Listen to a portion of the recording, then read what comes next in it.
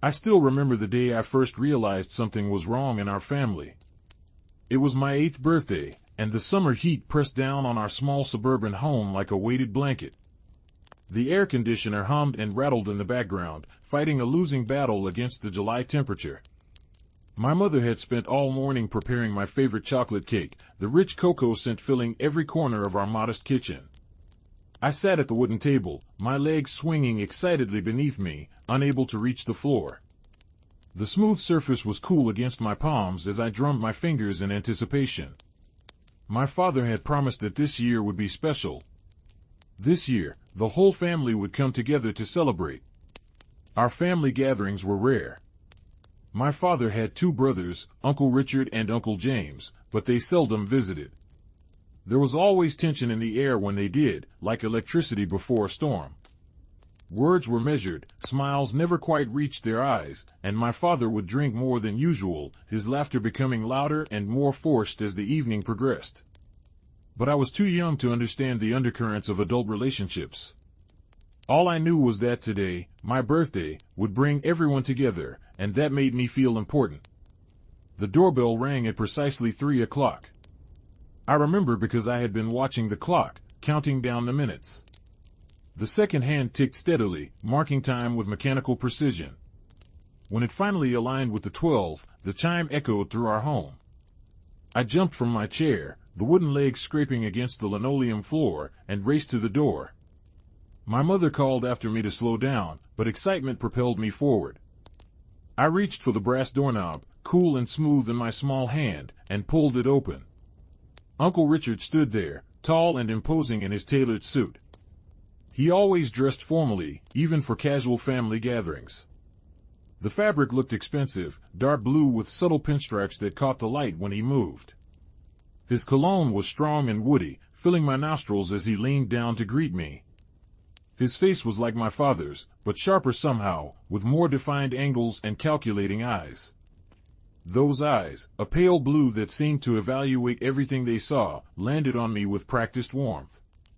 "There's the birthday boy," he said, his voice smooth and controlled. He handed me a perfectly wrapped gift, the paper a glossy blue with silver ribbon tied in an immaculate bow. It was heavy in my hands, and I wondered what treasure it contained. 8 years old today. My, how time flies. Behind him stood Aunt Patricia, his wife of 15 years. She was elegant as always, her blonde hair styled in a perfect bob that framed her face. Her smile was genuine but reserved, never revealing too much. She bent down, the fabric of her cream-colored dress rustling softly, and kissed my cheek. Her perfume was floral and delicate, a stark contrast to Uncle Richard's commanding presence. "Happy birthday, sweetheart," she said, her voice gentle. She handed me another gift, smaller but wrapped with equal care. "This one is special." I picked it out myself. I thanked them both, clutching the presents to my chest. The excitement of receiving gifts momentarily overshadowed my observation of the adults. Had I been more perceptive, I might have noticed how Uncle Richard's eyes darted past me to search for my father, how his jaw tightened almost imperceptibly when he spotted him coming down the hallway. But children see what they want to see, and all I saw were presents and the promise of cake. Uncle James arrived 20 minutes later. He was the youngest of the 3 brothers and the most visibly different. While my father and Uncle Richard inherited our grandfather's height and broad shoulders, Uncle James was shorter and leaner. He had a nervous energy about him, always moving, always talking. His clothes were casual, with jeans and a button-up shirt with the sleeves rolled to his elbows, revealing forearms covered in colorful tattoos that told stories I was too young to understand. "Hey, champ," he exclaimed, ruffling my hair with a calloused hand. Unlike Richard's calculated movements, James was all spontaneity and warmth. He smelled of cigarettes and mint gum, an attempt to mask the former. "Got something special for you." His gift wasn't wrapped as neatly as the others. The paper was crinkled in places, the tape visible and uneven. But the imperfection made it more authentic somehow, more genuinely James. His wife, Aunt Melissa, stood beside him, her wild curly hair framing a face that always seemed ready to laugh. She was pregnant with their first child, her hand resting protectively on her swollen belly. "Your cousin can't wait to meet you," she said, guiding my small hand to feel the baby kick. The movement beneath her dress was alien and fascinating, a secret Morse code from another world. "He's going to look up to his big cousin." The adults moved to the living room, a space that suddenly felt too small for all the personalities it contained. My mother busied herself with refreshments, her movements quick and efficient. She was a buffer between my father and his brothers, a role she had perfected over the years. The ice clinked in glasses, conversations ebbed and flowed, and I sat on the floor, surrounded by my unopened gifts, watching the adults perform their complicated dance of politeness and hidden agendas. It was during this observation that I first noticed something odd. Uncle Richard kept glancing at a manila envelope he had placed on the side table. It was thick with documents, the corner of what looked like a photograph peeking out from the top. When he caught me looking, he quickly adjusted it, pushing the photo deeper into the envelope. His smile didn't reach his eyes when he asked if I was excited about my presence. The cake came out after dinner, 8 candles flickering in the dimmed light of our dining room. Everyone sang happy birthday, their voices blending in harmony that belied the discord beneath. I closed my eyes, made my wish, for a bicycle I had seen in the store window downtown, and blew out the candles in one determined breath. The room erupted in applause, and for a moment, everything felt perfect. It was after cake, when the adults thought I was preoccupied with my new toys in the corner of the living room, that I overheard the first whispers of what would become the central mystery of my life. Uncle Richard had cornered my father near the fireplace, their voices low but intense. I couldn't make out all the words, but phrases floated across the room like debris in a current. "The inheritance, not fair, father always favored you." Uncle Richard's words were clipped, precise in their accusation. My father's response was equally tense. "He made his choice. Nothing to do with me, leave it alone, especially today." Uncle James joined them, his usual energy subdued into something more serious. "We need to talk about this, all of us. The company isn't just yours to run into the ground." I didn't understand what they were discussing, but I recognized the emotion in their voices, resentment, deep and festering. It was the first time I consciously registered that my father and his brothers were not simply distant, they were adversaries in some complex adult game I couldn't comprehend. The party ended shortly after that exchange. Goodbyes were said with forced smiles and promises to get together again soon, promises everyone knew were empty. As Uncle Richard was leaving, he paused at the door, that manila envelope tucked securely under his arm. He looked back at me, studying me with those calculating eyes. "You look more like your grandfather every day," he said, and there was something in his tone that I couldn't identify then, a mixture of nostalgia and something darker. "Remember, family is everything, even when it doesn't seem that way." I nodded, not understanding the weight of his words or how they would echo through the years to come. As the door closed behind him, I felt a strange sense of foreboding, as if something important had been set in motion on this, my 8th birthday. That night, as my mother tucked me into bed, the sheets cool and crisp against my skin, I asked her why Uncle Richard and Uncle James seemed angry with Dad. She smoothed my hair back from my forehead, her touch gentle but her eyes troubled. "Grown-up things, sweetheart," she said, her voice soft in the darkness of my room. "Brothers sometimes disagree, but they still love each other. Don't worry about it." But I did worry. That night was the first time I dreamed of the envelope, of secrets hidden in plain sight, of family ties that bound and strangled at the same time. It was the beginning of my awareness that our family was fractured in ways I couldn't yet understand, and that these fractures would eventually reshape my entire life. Little did I know that my uncles had already set a plan in motion, a plan years in the making, with me at its center. A plan that would only become clear to me much, much later, when the damage was already done. The years following my 8th birthday passed with deceptive normalcy. Our family gatherings became even rarer, limited to major holidays where the tension was masked by festive decorations and the social obligation to appear united. I grew taller, my voice deepened, and my understanding of the world expanded, but the mystery of my father and his brothers remained opaque. My father's business, a regional construction company started by my grandfather, seemed to be doing well. We moved to a larger house when I was 12, a sprawling colonial with more rooms than we needed and a backyard that stretched into woods behind the property. The smell of fresh paint and new carpet permeated our lives for months. My mother filled the space with carefully selected furniture, each piece telling a story of our family's ascent. My father worked longer hours but seemed satisfied, coming home with the scent of sawdust and success clinging to his clothes. It was during this time that Uncle Richard began to take an interest in me. His visits, while still infrequent, became more focused on building a relationship with his nephew. He would arrive with books on business and investment, heavy tomes that I struggled to understand but pretended to appreciate. "Your father is good at building things," he told me once, as we sat in the new sunroom, afternoon light streaming through the windows and creating patterns on the polished hardwood floor. "But building a legacy requires more than hammers and nails. It requires vision." The way he said vision made it sound like a rare commodity, something my father lacked but that he possessed in abundance. His voice was always measured, his words chosen with precision. He never explicitly criticized my father in front of me, but implications hung in the air like invisible smoke, gradually seeping into my thoughts. Uncle James's approach was different. Where Richard was calculated, James was spontaneous. He would show up unannounced on random weekends, often with tickets to baseball games or concerts. My father would frown at these interruptions but rarely objected. There was an unspoken rule that I was allowed to spend time with my uncles, regardless of the underlying adult conflicts.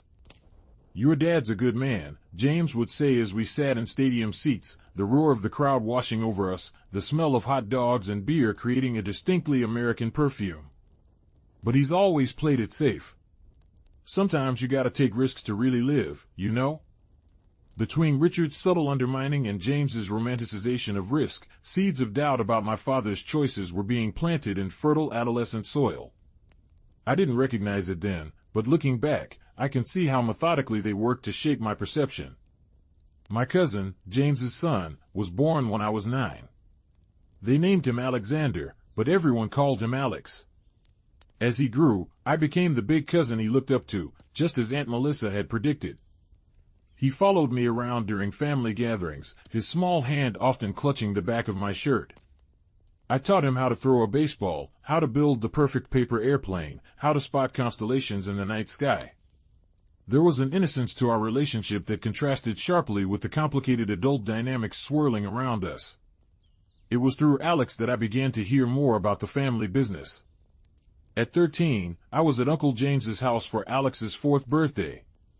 The party had the chaotic energy of toddlers hopped up on sugar, small bodies racing through the house, high-pitched squeals punctuating the adult conversations. I escaped to the relative quiet of the backyard, where I found Uncle James and Uncle Richard engaged in intense discussion. They didn't notice me at first. I stood by the sliding glass door, the cool metal handle pressed against my palm, listening to words that seemed to carry more weight than I could understand. "The old man's will was clear," Richard was saying, his voice tight with controlled anger. "Equal shares, equal responsibility. But Michael acts like he's the only one with a say." Michael was my father. I rarely heard anyone use his first name, and it sounded strange to my ears, making him seem like a different person altogether. "The company's valuation is up," James countered, sounding less convinced of his own argument. "Whatever he's doing, it's working." Richard scoffed, the sound sharp in the afternoon air. "Short-term gains. He's not thinking about sustainability. When the market shifts, and it will, we'll all pay the price. Including his son." The mention of me caused them both to turn, finally noticing my presence. There was a moment of awkward silence, the distant sounds of the party filtering through the closed door behind me. Then Richard smiled, his expression shifting seamlessly from frustration to avuncular warmth.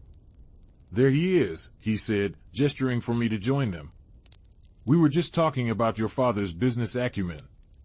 Quite impressive, the growth he's managed." The contradiction between what I'd overheard and what he now said was jarring, but I was still young enough to doubt my own understanding rather than question an adult's integrity.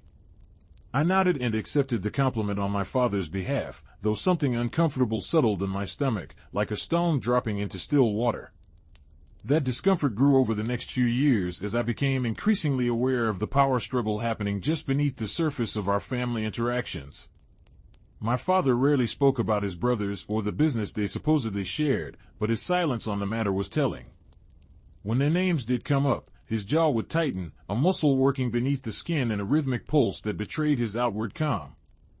By the time I was 16, I had developed a keen interest in the family business myself. The construction company, Donovan Brothers, had been a constant presence in my life, even if only peripherally. The logo, 3 stylized columns supporting a lintel, appeared on trucks I would see around town, on the hard hats that occasionally sat on our kitchen counter, on the paperwork my father brought home and spread across his desk in the evening hours. One night, gathering my courage, I approached him in his home office. The room smelled of leather and the faint trace of the whiskey he allowed himself each evening.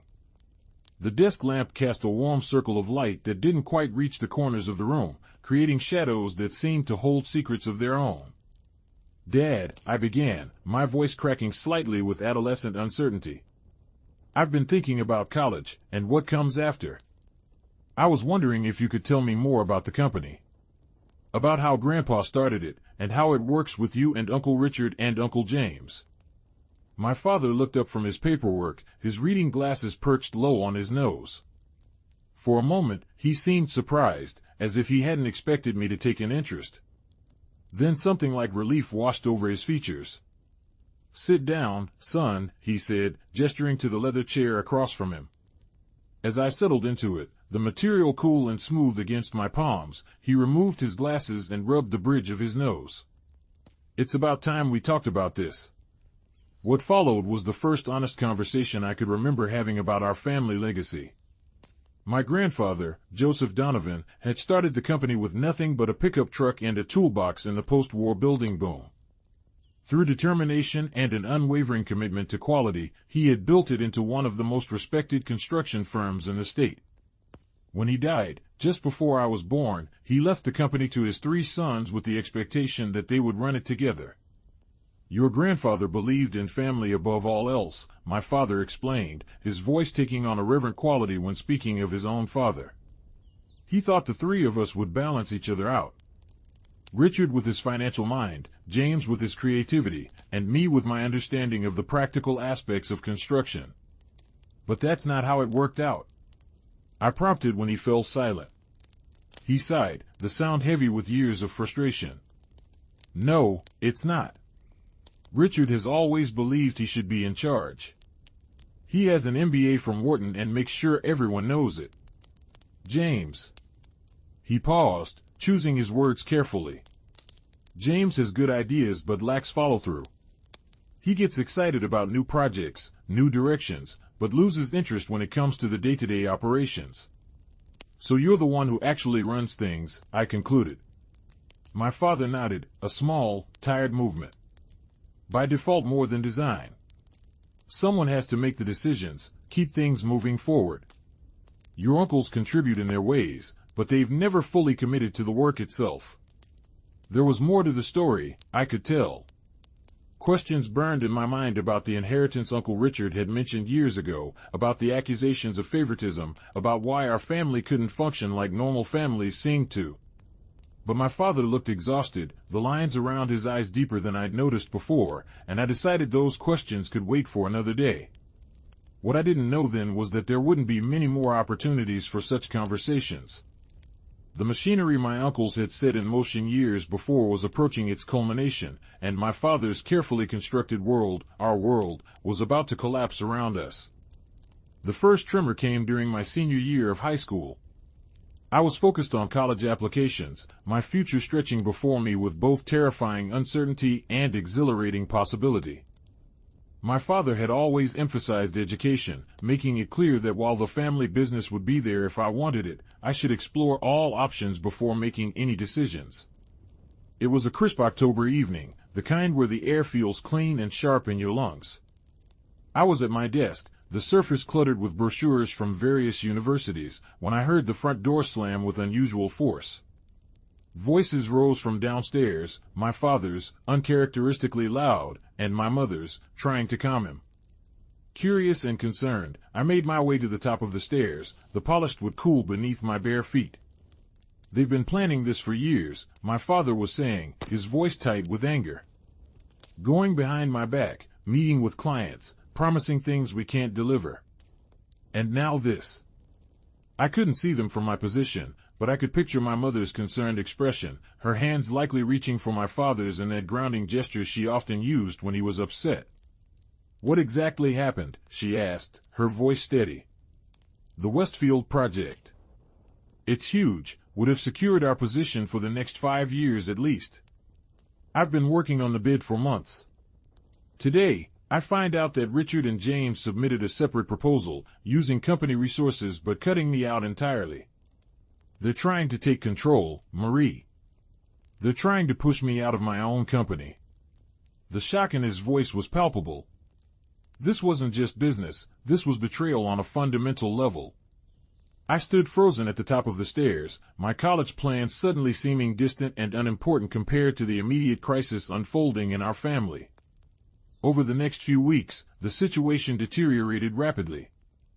Legal notices arrived at our house, their official seals and formal language carrying the weight of impending doom. My father spent more time with lawyers than at construction sites. His face grew gaunt, the skin beneath his eyes darkening with lack of sleep.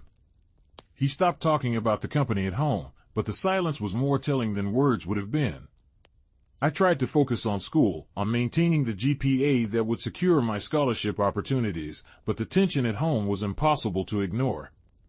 It seeped into everything, a toxic fog that clouded our once clear family life. My mother put on a brave face, but I caught her crying in the kitchen one night, her shoulders shaking silently as she stood at the sink, water running to mask the sound of her sobs. It was during this tumultuous time that Uncle Richard reached out to me directly. He called my cell phone one afternoon as I was walking home from school, the fallen leaves crunching beneath my feet, the sound oddly satisfying against the backdrop of my troubled thoughts. "I know things must be confusing for you right now," he said, his voice smooth as ever. "Your father probably hasn't explained what's really happening." I should have hung up. I should have told him that whatever was happening between him and my father was their business. But curiosity, and perhaps a desire to understand the chaos engulfing our family, kept me on the line. "What is happening?" I asked, stopping to sit on a park bench, the wood cold through my jeans. "Your father has been mismanaging the company for years," Richard said, his tone matter of fact, as if he were discussing the weather rather than accusations against his own brother. "James and I have tried to work with him, to guide him toward better decisions, but he's stubborn. Just like your grandfather was." The comparison to my grandfather, a man I'd never known but had been taught to revere, caught me off guard. "What do you mean?" "Your grandfather built something remarkable, but he wasn't perfect. He played favorites, especially toward the end. Your father benefited from that favoritism, and now he thinks he can run everything his way, regardless of what's best for the company or the family." The words aligned too neatly with fragments of conversations I'd overheard over the years, with the tension I'd always sensed but never fully understood. They planted doubt where there had been unquestioning trust. "I'm telling you this because you're old enough to know the truth," Richard continued. "And because whatever happens with the company, you're still my nephew. Your future is important to me." After we hung up, I sat on that bench for a long time, watching as the afternoon light faded and shadows lengthened across the park. The conversation had left me with more questions than answers, but one thing was becoming clear: the conflict between my father and his brothers was more complex than I had imagined, with roots that stretched back to before I was born. When I finally went home, I found my father in his office, surrounded by papers, his computer screen glowing in the dimly lit room. He looked up when I entered, and for a moment, I saw him not as my father but as a man under siege, fighting battles I didn't fully comprehend. "Uncle Richard called me today," I said, watching his reaction carefully. His expression hardened, jaw clenching in that familiar way. "What did he want?" I hesitated, suddenly unsure if I should repeat what Richard had said. "He wanted to talk about the company. About what's happening." My father stood up abruptly, his chair rolling back to hit the wall behind him. "Stay away from Richard," he said, his voice low and intense. And James too, for that matter. They're not the men you think they are. Then who are they? I challenged, frustration bubbling up. Because no one will tell me what's really going on. I'm not a child anymore, Dad. I deserve to know. For a moment, I thought he might actually explain, might finally bring me into the circle of trust and understanding. But then his shoulders slumped, and he shook his head. Not now, he said, turning back to his work. When this is over, we'll talk. I promise. But the conversation never happened. 2 weeks later, my father suffered a massive heart attack while at the office. By the time the ambulance arrived, it was too late. The man who had been the center of my world, the foundation upon which my understanding of family and integrity had been built, was gone. And in the vacuum left by his absence, my uncles moved in, ready to reshape not just the company but my perception of everything I thought I knew about my father and our family legacy. The funeral was held on a gray November day, the kind where the sky seems to press down on you with the weight of accumulated sorrows. The church was filled with people, family, friends, employees of Donovan Brothers, business associates, all dressed in somber black, their faces a blur of sympathy and shock. The air was heavy with the scent of funeral flowers, their sweetness cloying and artificial against the backdrop of genuine grief. I sat in the front pew between my mother and grandmother, my body numb, my mind struggling to process the reality that my father was gone. The polished wood of the casket gleamed under the church lights, a final, impenetrable barrier between us. My mother clutched my hand, her fingers cold and trembling, her wedding ring pressing into my skin. She had barely spoken since the night had happened, moving through the necessary arrangements like a sleepwalker, her eyes vacant and red-rimmed. Uncle Richard delivered the eulogy, his voice steady and measured as he spoke of my father's dedication to family and business. From where I sat, I could see his wife, Aunt Patricia, dabbing at her eyes with a lace-edged handkerchief. Uncle James sat beside her, his usual energy subdued, his face a mask of appropriate grief. His wife held their son, Alex, now 9 years old and old enough to understand the finality of death, if not its implications for our family's future. Michael was more than my brother, Richard was saying, his words echoing in the vaulted space of the church. He was a visionary in his own way, committed to building on our father's legacy. While we didn't always agree on how to move forward, his passion for the company was never in question. The careful phrasing struck me even through my grief, the subtle qualification, the implication that disagreements had been about methods rather than intentions. It was a masterful reframing of the conflict that had consumed our family in recent months. After the service, people gathered at our house, filling the rooms with murmured conversations and the rustle of formal clothing. Food appeared on tables, casseroles, sandwiches, desserts, brought by well-meaning friends and neighbors. The smell of coffee permeated the air, strong and grounding amidst the unreality of the day. I moved through the crowd in a daze, accepting condolences with mechanical nods and mumbled thanks. It was during this gathering that Uncle Richard cornered me in my father's office. I had retreated there for a moment of solitude, standing among my father's things, his books, his paperwork, the family photos on his desk, trying to absorb some essence of him that might remain in the space. "There you are," Richard said, closing the door behind him.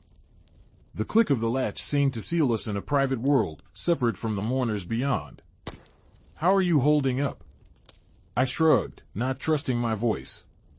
The leather of my father's chair creaked as Richard sat down, assuming the position of authority with an ease that felt like trespassing. "We need to talk about what happens next," he said, his tone gentle but purposeful. "Your father's death changes things for all of us, but especially for you and your mother."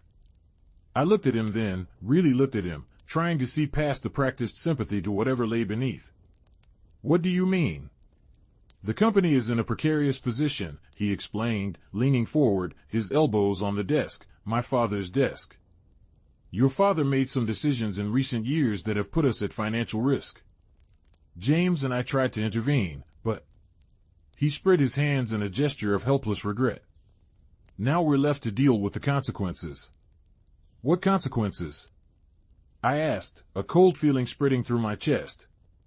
"This house, for one thing. It's leveraged against company assets. And your college fund. He paused, his expression carefully calibrated to convey reluctant concern. Your father had been using it to cover cash flow issues at the company. The words hit me like physical blows. Our home, my future education, both suddenly uncertain. It seemed impossible, inconceivable that my father would have risked these things. And yet, the legal notices I had seen arriving, the late-night phone calls, his increasing distraction and stress, all of it could be explained by financial troubles he'd been trying to hide. That can't be true, I said, but doubt had already taken root, feeding on the seeds planted by years of subtle undermining. Richard sighed, the sound weighted with apparent compassion. I wish it weren't. But I promise you this, James and I will do everything we can to protect you and your mother. We're family, after all. And family takes care of its own. The irony of those words, coming from a man who had been at war with my father just weeks before, was lost on me then. All I could focus on was the sudden uncertainty of everything I had taken for granted, our home, my education, my understanding of who my father had been. In the days that followed, Richard's predictions began to materialize. Letters arrived from banks, from creditors, from the company's board of directors. My mother, still deep in grief and never involved in the business side of my father's life, was overwhelmed. She turned to Richard and James for guidance, lacking the emotional energy to question their sudden concern for our welfare. I watched as my uncles stepped into the void left by my father, offering solutions that always seemed to increase their control over the company while framing themselves as our protectors. They arranged for us to stay in our home for now, spoke of restructuring the business to salvage what we can, and promised to ensure I could still attend college, though perhaps not the prestigious universities I had been considering. It was Uncle James who suggested I take a gap year before college, to work at Donovan Brothers and learn the business from the ground up. The idea appealed to me, a chance to connect with my father's legacy, to understand the world that had consumed so much of his life. And perhaps, though I didn't admit it even to myself, a chance to determine whether Richard's claims about my father's mismanagement were true. My mother objected at first, wanting me to continue with our original plan of immediate college enrollment. But I was 18, legally an adult, and the decision was ultimately mine. With Richard and James both encouraging the idea, presenting it as a way to honor my father's memory while securing my own future in the family business, I chose to defer my acceptance to the state university and join Donovan Brothers as an entry-level employee. It was a decision that would give my uncles unprecedented access to shape my perception of my father's legacy, and one that I would come to recognize as the next phase in their long-term plan. A plan that had begun long before my 8th birthday, when I first noticed the tension between the brothers, and would continue to unfold in ways I couldn't yet imagine. The summer after my high school graduation, I started working at Donovan Brothers. The main office was housed in a modern building on the outskirts of town, glass and steel rising from carefully landscaped grounds. The company logo, those 3 stylized columns, was displayed prominently above the entrance, a symbol of stability and tradition that now felt ironic given the turmoil beneath the surface. My position was officially titled management trainee, but in practice, I was shuffled between departments, learning different aspects of the business while being subtly educated in my uncle's version of company history. I spent mornings in accounting, afternoons in project management, and occasional days at construction sites, where I donned a hard hat and steel-toed boots to observe the physical manifestation of our family legacy. It was during these months that the narrative about my father began to solidify. In careful conversations over lunch, and casual asides during meetings, and seemingly objective reviews of past projects, Richard and James constructed a consistent story. My father had been out of his depth, making emotional rather than rational decisions, prioritizing relationships over profitability, and ultimately endangering the company my grandfather had built. Your father had a good heart, Richard told me one day as we reviewed financial statements in his office, the space decorated with awards and credentials that emphasized his business acumen. The leather chair creaked beneath me as I shifted uncomfortably. But business requires more than good intentions. It requires foresight, strategic thinking. James, in his more casual way, reinforced the message during site visits, pointing out projects that had gone over budget or taken longer than projected. Mike always wanted to use local suppliers, even when they cost more, he would say, shaking his head with performative regret. Loyalty is admirable, but not at the expense of the bottom line. What made their campaign so effective was that it contained elements of truth. My father had valued relationships. He had prioritized quality over speed. He had maintained loyalties to local businesses and long-term employees.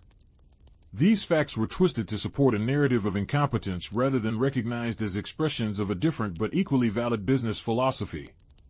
And I, still grieving and desperate to understand the man my father had been, absorbed these perspectives more readily than I should have. The doubt that had been planted years before flourished in the fertile ground of my uncertainty and need for guidance. At home, things were changing too. My mother, emerging slowly from the fog of initial grief, had begun to question some of the financial arrangements Richard and James had put in place. Our house had not been sold, but there was now a complex lien against it held by a subsidiary of Donovan Brothers. My college fund had indeed been depleted, though whether by my father's decisions or through post-mortem financial maneuvering remained unclear. "Something doesn't feel right," my mother said one evening as we sat at the kitchen table, bills and legal documents spread before us. The overhead light cast harsh shadows on her face, emphasizing the new lines that grief had etched there. "Your father was always so careful with our finances. These debts, these arrangements, they don't make sense." I wanted to believe her, to trust in the father I had known rather than the flawed businessman my uncles described. But the evidence seemed to support their claims, and my mother's financial knowledge was limited. She had trusted my father to handle that aspect of their life together, focusing instead on creating our home and supporting his career. "Maybe Dad was protecting us," I suggested, the words tasting bitter even as I spoke them. "Maybe he didn't want us to worry." My mother's eyes, tired but still sharp, met mine across the table. "Or maybe someone else is manipulating the situation," she said quietly. "Your uncles never approved of how your father ran the company. They never thought he deserved to be in charge." It was the most direct criticism of Richard and James the first had heard from her, and it startled me. Why would they do that? What would they gain? "Control," she said simply. "The company, the legacy, the reputation. Everything your grandfather built that they believe should have been theirs." The conversation unsettled me, planting a counter-narrative to the one I'd been absorbing at work. That night, I couldn't sleep, my mind racing with conflicting versions of truth. The ceiling fan above my bed turned in slow, hypnotic circles, its soft whirring a backdrop to my troubled thoughts. Outside, rain began to fall, pattering against the window in an irregular rhythm that matched my disquiet. The next morning, determined to find some objective truth, I arrived at the office early. The building was mostly empty, the hallways quiet except for the hum of the air conditioning system. I made my way to the records room, a space filled with filing cabinets and boxes of documents that hadn't yet been digitized. If there was evidence of my father's supposed mismanagement, surely it would be here, in the contracts and financial statements of the projects my uncles had criticized. I spent hours sifting through files, my fingers dusty from old paper, my eyes strained from reading fine print in the room's inadequate lighting. What I found was not what I expected. The projects my uncles had described as failures had actually been profitable, just not as immediately or dramatically as others. The local suppliers my father had favored had provided quality materials that resulted in fewer warranty claims and repairs. The employees he had kept on during downturns had repaid that loyalty with exceptional work when business improved. In short, my father's business decisions, while different from what Richard might have chosen, had been sound. They reflected a long-term vision focused on sustainability rather than rapid growth, on reputation rather than immediate profit. I was so absorbed in my discovery that I didn't hear the door open. It was only when a shadow fell across the document I was reading that I looked up to find Uncle Richard standing over me, his expression unreadable. "Doing some research?" he asked, his voice casual but his eyes sharp. I nodded, suddenly feeling like I'd been caught doing something wrong, though I had every right to review company records as an employee and family member. "Just trying to understand Dad's approach to business better." Richard sat on the edge of the table, his expensive suit crinkling slightly with the movement. And what have you learned? For a moment, I considered confronting him with what I'd found, the discrepancies between his characterization of my father's management and the actual results documented in these files.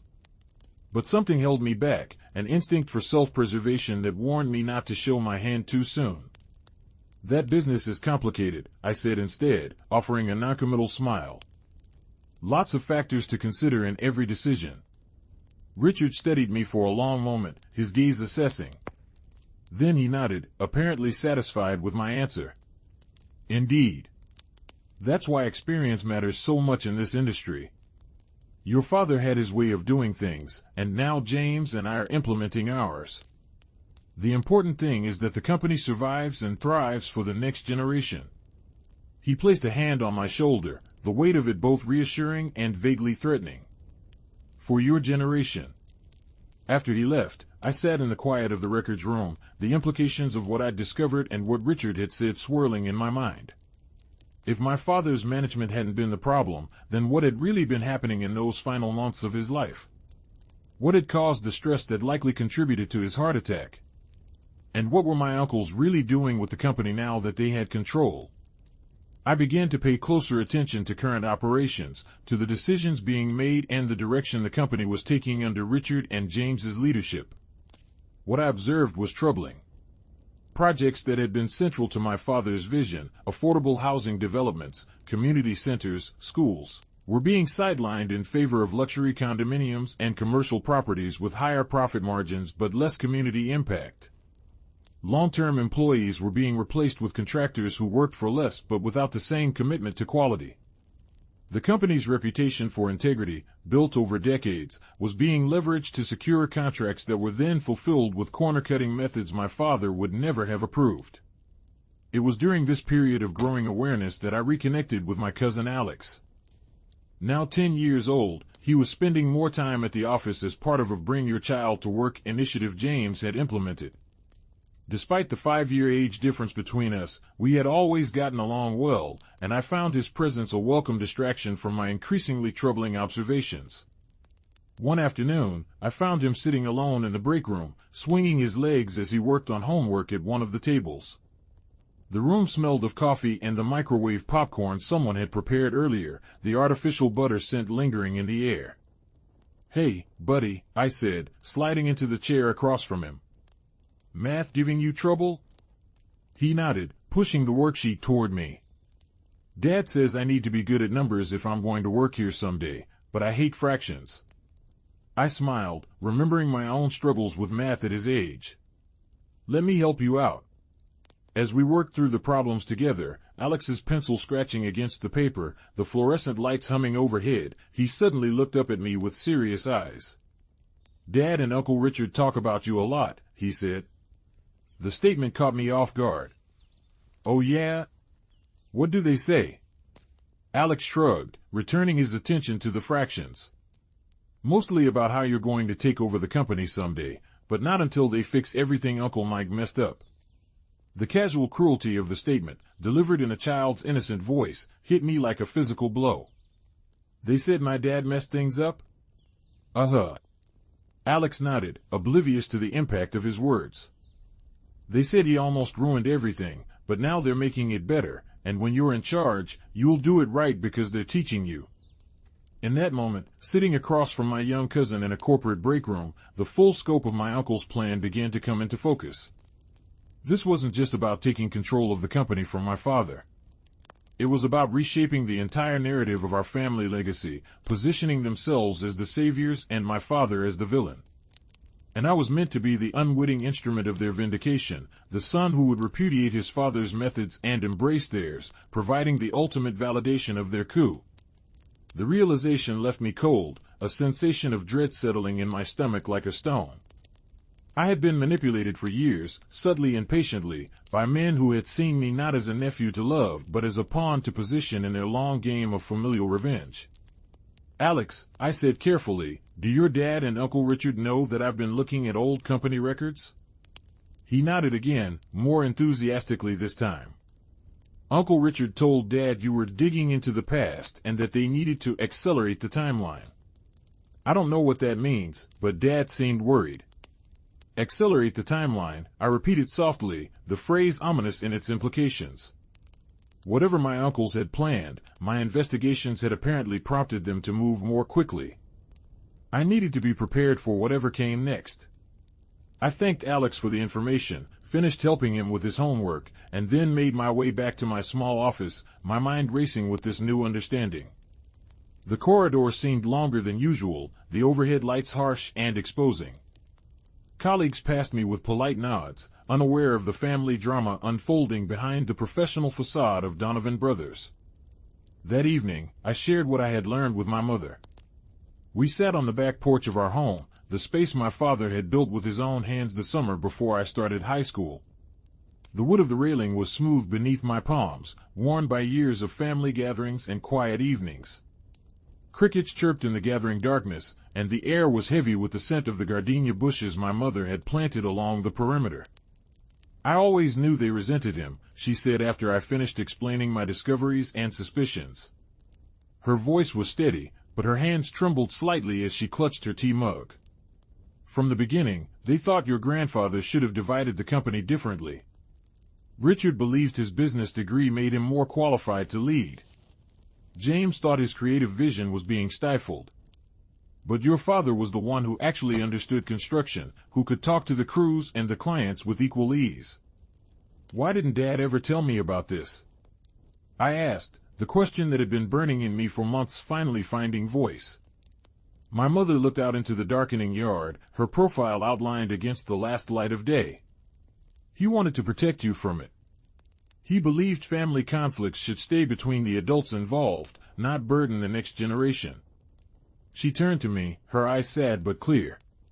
He also hoped that things would improve over time, that his brothers would eventually accept his leadership and work with him rather than against him. That never happened, I said, stating the obvious. No, she agreed. And when they made their move to take over the company, your father fought back harder than they expected. The stress of that fight is what? She couldn't finish the sentence, but she didn't need to. We both knew what the stress had done to my father's heart. So what do we do now? I asked, feeling both young and old at the same time, too young to be facing such a complex situation, too old to simply accept the narrative I'd been fed. My mother reached across the space between us and took my hand, her grip surprisingly strong. We find the truth, she said. All of it. And then we decide how to honor your father's legacy in a way that would make him proud. That night marked the beginning of our counter-investigation. While continuing to work at Donovan Brothers, maintaining the appearance of the dutiful nephew being groomed for eventual leadership, I began gathering evidence of what had really happened before and after my father's death. My mother, emerging from grief with renewed purpose, reached out to old friends of my father's, to long-term employees who had been let go, to clients who had worked with him for years. Slowly, piece by piece, we reconstructed the true narrative of Donovan Brothers and the three men who had inherited it. What emerged was a story far more complex and disturbing than I had imagined, a story of jealousy, manipulation, and a decades-long plan that had culminated in my father's death and my own unwitting participation in the erasure of his legacy. But as we uncovered the truth, we also discovered something my uncles had overlooked in their careful planning. My father had anticipated their betrayal and had put safeguards in place. Safeguards that, once activated, would expose their actions not just to me and my mother, but to everyone who mattered in the world of Donovan Brothers. The final confrontation was approaching, and this time, I would be prepared. This time, I would be my father's son in more than just name. I would be the defender of his legacy and the revealer of a truth that had been hidden for far too long. Continua Historia. The evidence we gathered painted a disturbing picture. Through careful examination of company records, conversations with former employees, and meetings with my father's old friends, we discovered that Richard and James had been systematically undermining my father for years. They had diverted company resources to side projects, sabotaged relationships with key clients, and even manipulated financial statements to make my father's management appear less successful than it actually was. Most shocking was what we learned about the final months before my father's death. The financial troubles that Richard had claimed were due to my father's mismanagement were actually the result of a calculated scheme. My uncles had created a shell company that was charging Donovan Brothers exorbitant consulting fees, effectively siphoning money out of the business while making it appear that my father was hemorrhaging funds. The legal notices I had seen arriving at our house were related to investigations my father had initiated into these suspicious transactions, investigations that died with him. As for my college fund and the lien against our house, those had been manipulated after my father's death. Documents had been backdated, signatures forged. My mother and I had been victims of fraud perpetrated by my own uncles, men who claimed to be protecting us while systematically stripping away our security and my inheritance. The realization of how deeply the betrayal ran left me reeling. I had spent months working alongside these men, learning from them, even beginning to believe their version of events. The weight of my own naivety pressed down on me, making it difficult to breathe when I thought about how willingly I had participated in their charade. But amid the devastating revelations, we also found hope. My father, it seemed, had suspected what his brothers were planning. In the months before his death, he had been quietly gathering his own evidence, working with a trusted lawyer to document the irregularities he had discovered. And most importantly, he had created a trust that would activate upon his death. A trust that contained not only his true will but also provisions that would protect my mother and me from exactly the kind of manipulation Richard and James had attempted. The trust was held by my father's oldest friend, a man named Thomas Whalen, who had been conspicuously absent from the funeral and the aftermath. When we finally located him, living in a small coastal town 3 hours away, he explained his absence. "Your uncles made it clear I wasn't welcome," he told us, sitting in his modest living room, the walls lined with books and the air scented with pipe tobacco. The afternoon sun streamed through windows that faced the ocean, casting warm light across the weathered furniture. They knew I had the documents, knew I was the executor of the trust. They tried to challenge it legally, but your father was thorough. "Everything is in order, just waiting for the right time." "And when is the right time?" I asked, leaning forward in my chair, the upholstery rough against my palms. Thomas looked at me with eyes that reminded me of my father's, direct, honest, assessing. "When you were ready to know the truth and act on it. Your father believed that would happen eventually. He had faith in you." The knowledge that my father had trusted me, had believed I would eventually see through my uncle's deception, filled me with both pride and sorrow. Pride that he had such confidence in me, sorrow that I had doubted him even for a moment. With Thomas's help, we began to implement the plan my father had put in place. The first step was securing legal representation, not the firm that Richard had recommended to my mother after my father's death, but a team of attorneys specializing in corporate fraud and family business disputes. The second step was gathering the board of directors for an emergency meeting. The board consisted of 5 members, Richard, James, myself. I had been given my father's seat after his death, though my voting power had been limited by legal maneuvering I now understood, and 2 independent directors who had been friends of my grandfather. These last 2, Eleanor Hargrove and Martin Chen, had been gradually sidelined by my uncles but remained technically part of the governance structure. The meeting was scheduled for a Friday afternoon, in the main conference room at Donovan Brothers headquarters. I arrived early, my heart pounding so loudly I was sure others could hear it. The room was impressive, designed to intimidate with its long mahogany table and high-backed leather chairs. Floor-to-ceiling windows offered a panoramic view of the city, a reminder of how far the company had come from its humble beginnings. I took my seat at the table, placing a thick folder of documents before me. My mother sat beside me, her presence both moral support and a statement in itself. She had never attended board meetings during my father's lifetime, but today she was here as his widow and my ally.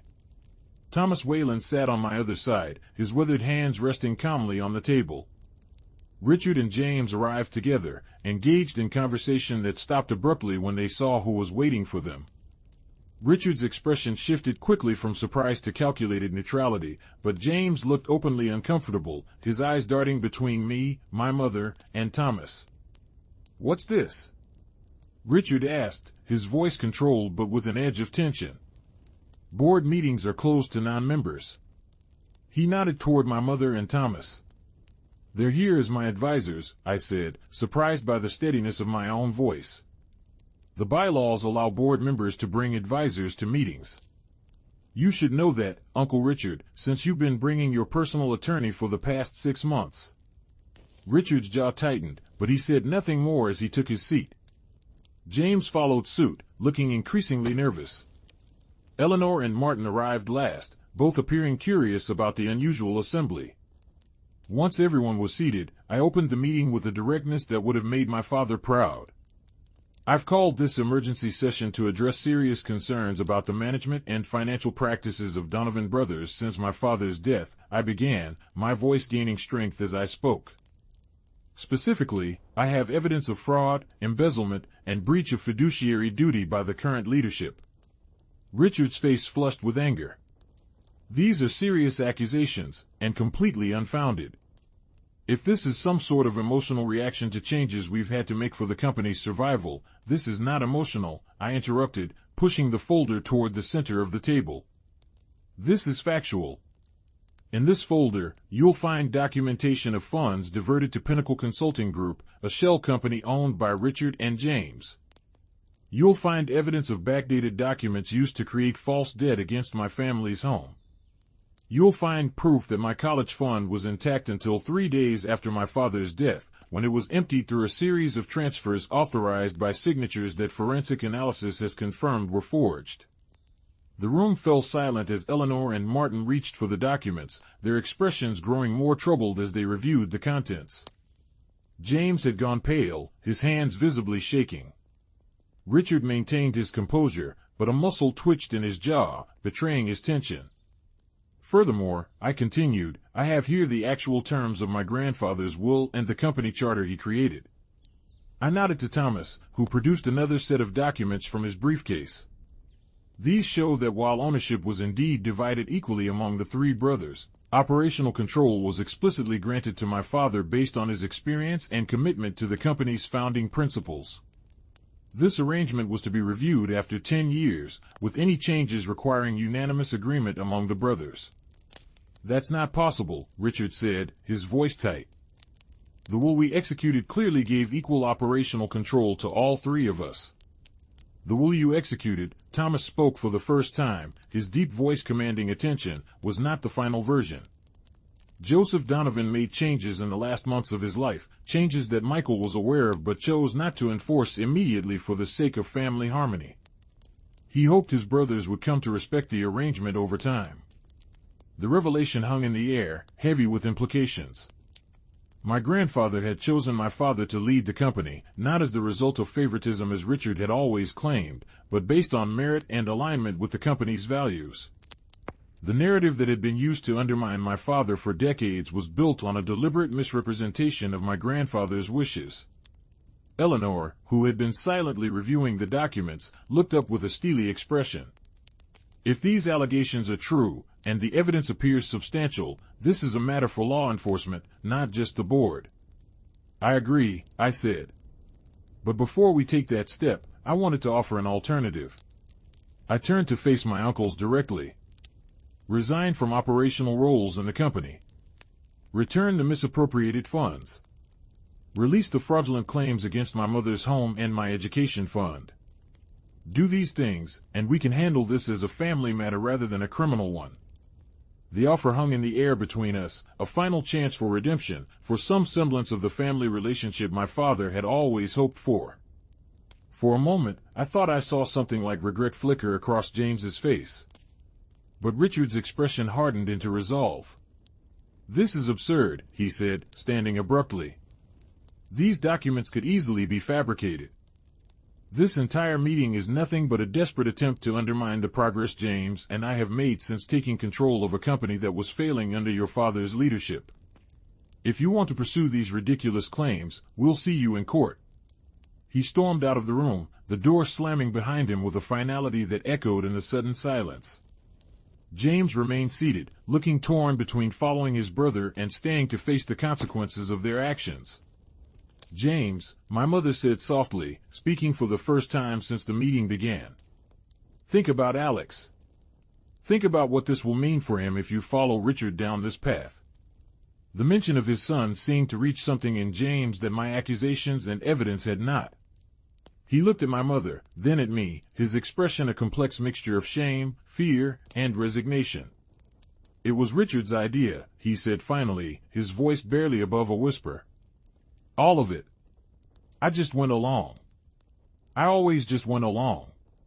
"That doesn't absolve you," I said, feeling no satisfaction in his confession, only a deep sadness for what our family had become. "But it might mitigate the consequences if you cooperate now." In the end, James did cooperate. He provided additional evidence that proved crucial in the legal proceedings that followed. Richard fought the accusations with every resource at his disposal, hiring expensive attorneys and attempting to destroy evidence, but the case against him was too strong. The criminal charges resulted in a 5-year prison sentence for fraud and embezzlement. The civil suit returned control of Donovan Brothers to my mother and me, as my father's legal heirs. James avoided prison through his cooperation but was required to resign from the company and pay substantial restitution. The relationship between the brothers was irreparably damaged, with Richard refusing to speak to James even during court appearances. The family was fractured in ways that could never be fully repaired. In the aftermath, I faced the daunting task of rebuilding Donovan Brothers. Many employees had left during my uncle's tenure, clients had been alienated by corner-cutting practices, and the company's reputation had suffered. But there were also those who had known and respected my father, who welcomed the return to his values and vision. I deferred college once again, this time by choice rather than manipulation. The company needed full-time attention, and I felt a responsibility to honor my father's legacy by restoring what he had built. My mother became an active board member, bringing a perspective that had been missing in the male-dominated environment. Together, we began the slow process of healing the company and, by extension, our family's name. Alex, caught in the middle of his father's disgrace, became a frequent visitor to our home. At 11 years old, he was old enough to understand that something serious had happened but too young to fully comprehend the betrayal and criminality involved. My mother and I made sure he knew that he was still family, still loved, regardless of what his father had done. One evening, about a year after the confrontation in the boardroom, Alex and I sat on the back porch of our home, the same spot where my mother and I had planned our investigation. The summer air was warm and heavy with the scent of gardenias, crickets providing a gentle soundtrack to our conversation. "Do you hate my dad?" Alex asked suddenly, his young face serious in the fading light. I considered the question carefully, wanting to be honest without burdening him with adult complexities. "No," I said finally. "I'm angry about what happened, and I'm sad that he made the choices he did. But hate takes too much energy, and it doesn't fix anything." Alex nodded, seeming to accept this answer. "Dad says Uncle Richard was always jealous of Uncle Mike. He says that's why everything happened." Jealousy was part of it, I agreed. But it was more complicated than that. Sometimes people tell themselves stories about why they deserve things, or why they've been treated unfairly. They tell these stories so often that they start to believe them completely, and then they use those beliefs to justify doing things they know are wrong. Like lying about Uncle Mike? Like lying about my dad, yes. And like taking things that didn't belong to them. We sat in silence for a while, the darkness gathering around us, fireflies beginning to appear in the yard like tiny, mobile stars. Finally, Alex spoke again. "I want to work for Donovan Brothers someday," he said. "But I want to be like Uncle Mike, not like my dad or Uncle Richard." The simple statement, delivered with a child's directness, brought unexpected tears to my eyes. In that moment, I saw the possibility of redemption, not for my uncles but for our family legacy. The next generation might learn from our mistakes rather than repeat them. "Your Uncle Mike would have liked that," I told him, putting an arm around his shoulders. "And when you're ready, there will be a place for you." As we sat there in the gathering darkness, I thought about the long journey that had brought us to this point. The manipulation that had begun when I was just a child, the seeds of doubt planted so carefully over years, the grief and betrayal that had nearly destroyed everything my father and grandfather had built. But I also thought about resilience, about truth that refuses to stay buried, about the possibility of rebuilding what was broken. My father had trusted that I would eventually see through the deception, that I would find my way back to the truth of who he was and what he had built.